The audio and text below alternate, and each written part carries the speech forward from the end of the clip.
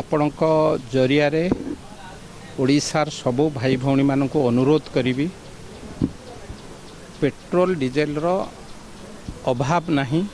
ଆପଣମାନଙ୍କୁ ସମସ୍ତଙ୍କୁ ଅନୁରୋଧ, ପ୍ୟାନିଂ ବା ଅପପ୍ରଚାରରେ ବିଶ୍ୱାସ କରନ୍ତୁ ନାହିଁ।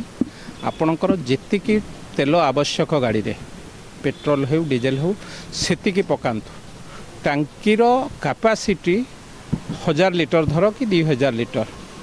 যদি 20টা গাড়ি কি 30টা গাড়ি কি 100টা গাড়ি সমস্তে ফুল করে টাঙ্কিরে তেল সরি যাଉଛି।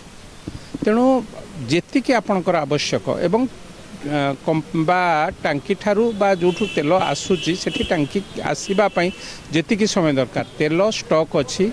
কেবল সরকার নুহে, তৈল কোম্পানি বালা মধ্য এই কথাକୁ ନିଜେ ସ୍ୱୀକାର କରିବା ସାଙ୍ଗେ ସାଙ୍ଗେ କହିଛନ୍ତି।